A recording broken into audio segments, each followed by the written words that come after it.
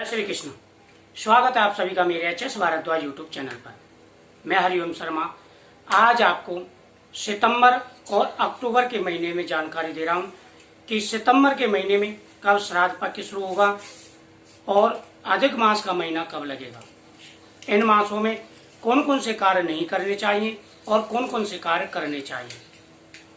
क्या संतान प्राप्ति के लिए इन महीनों में ट्राई कर सकते हैं, तो ये संपूर्ण जानकारी मैं आज आपको दूंगा।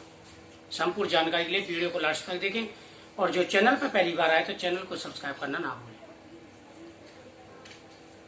अधिक मास का जो महीना है वह है 18 सितंबर से लेकर के 16 अक्टूबर तक चलेगा। उससे पहले 2 सितंबर से लेकर के 17 सितंबर तक श्राद्ध पक्ष रहेगा। इस बार नवरात्रि काफी पीछे चले गए, 15-20 दिन पीछे चले गए। पहली बार ऐसा हुआ है जब नवरात्रि इतने पीछे गई, यानी अधिक मास का महीना आ गया है। इस वजह से थोड़े दिनों का आगे पीछा हो गया है। श्राद्ध पक्ष में 2 सितंबर से लेकर के 17 सितंबर तक पितरों के दिन चलेंगे। इसमें आपको बिल्कुल भी संतान प्राप्ति के लिए कोशिश नहीं करनी है। इसमें पितरों की पूजा चलती है और आपको पितृ प्रसन्न करने के लिए उपाय करना चाहिए और जितना हो सके, संभव हो सके, पितरों को प्रसन्न करें। जिनकी कुंडली में पितृदोष होता है या पितृदोष के कारण अनेकों परेशानियां आती हैं घर में, जिनके ऊपर पितृदोष होता है उनके घर में बरकत नहीं होती, कई प्रकार की परेशानियों का सामना उनको करना पड़ता है। इसलिए जो 16 दिन के पितृपक्ष आते हैं, पितरों के दिन आते हैं, प्रतिदिन पीपल वृक्ष पर जल अर्पण करें पितरों के नाम से। पितरों के नाम से 5 पूरी जरूर निकालें, जो पंचग्रास जिनको कहते हैं। पितरों के नाम से प्रतिदिन दान करें, भोजन बनाकर के गरीबों को दान करें, ब्राह्मण को दान करें। उसके बाद में पितरों के नाम से दीपक भी प्रतिदिन जलाएं। ऐसा करने से पितृ प्रसन्न होते हैं और पितृ हमारे ऊपर अपनी कृपा दृष्टि बरसाते हैं। जिस इंसान के ऊपर पितरों की कृपा दृष्टि हो गई, जीवन में हर सुख उनको प्राप्त हो जाता है। और जिनके ऊपर पितृ कोप हो गया, यानी पितृदोष लग गया, तो वो कितनी भी मेहनत करें बरकत नहीं होती, जिंदगी उनकी नरक बन जाती है। इसलिए जो हमारा दायित्व है, हमारे ऊपर 3 ऋण होते हैं, पितृ ऋण, देव ऋण और ऋषि ऋण। इन तीनों ऋणों की पूर्ति जो है जरूरी होती है। पितृ पूजा करने से पितृ ऋण की पूर्ति होती है,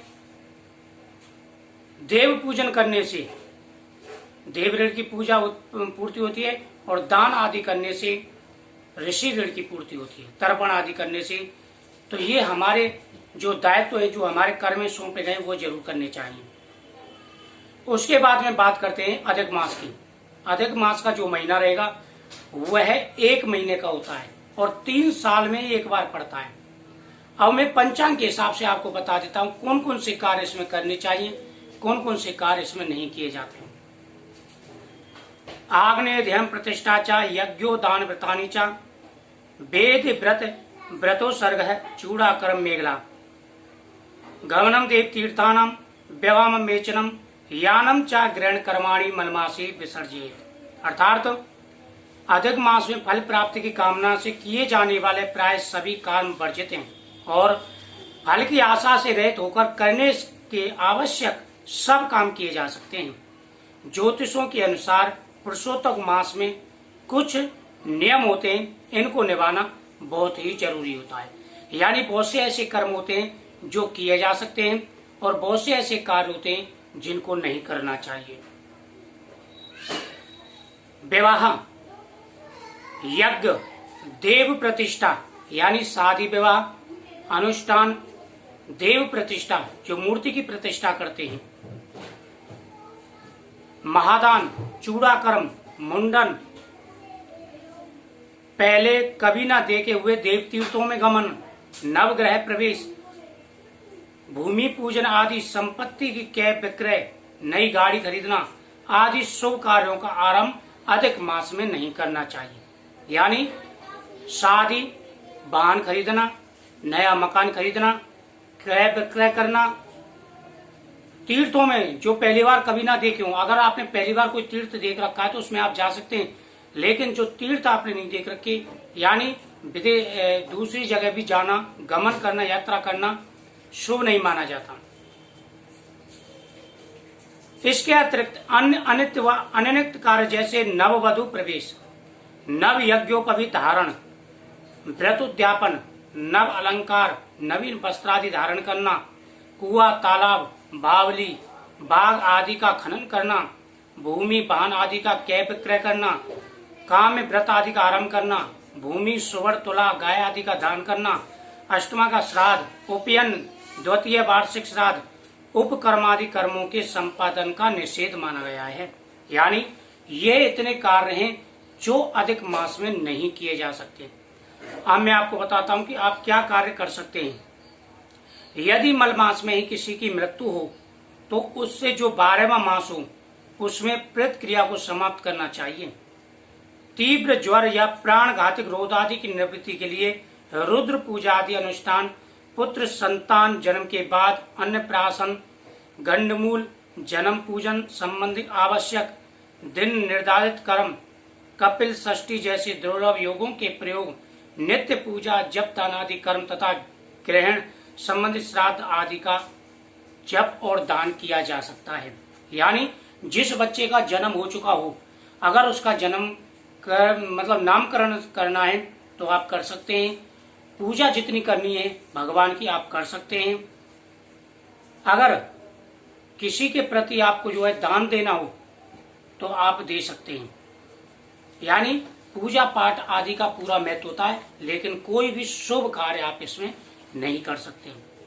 और गंडमूल आदि की पूजा है, रुद्र अभिषेक है, ये सारे कार्य आप कर सकते हैं, लेकिन संत उत्पत्ति के लिए आप जो कोशिश नहीं कर सकते। तो इसलिए ये जो महीने हैं आपको बिल्कुल भी इनका प्रयोग नहीं करना है। ये मैं शास्त्र विधि के अनुसार बता रहा हूं, पंचांग के हिसाब से। इसलिए आपको यह समय छोड़ देना है। अधिक मास का जो समय है वह छोड़ देना है। उसके बाद में नवरात्रि शुरू हो जाएंगे और नवरात्रि के जो दिन हैं वह माता के पवित्र दिन माने जाते हैं, तो वह दिन भी आप जो है छोड़ सकते हैं। तो ये था संपूर्ण जानकारी।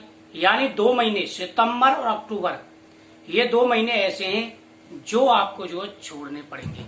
और खास करके मलमास पड़ रहा है तो मलमास में जितना हो सके उतना भगवान की पूजा पाठ करें। भगवान की पूजा का बड़ा महत्व है।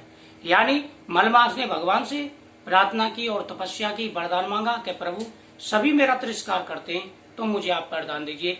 भगवान कृष्ण ने इसको पुरुषोत्तम नाम दे दिया कि आज के बाद में जो पूजा पाठ तेरे महीने में लोग करेंगे मैं उसे वरदान दूंगा। तो भगवान की पूजा जितना हो सके करें, अनुष्ठान जाप आदि करें, लेकिन शुभ कार्य नहीं करने। तो मुझे उम्मीद है आपको जानकारी अच्छी लगी होगी।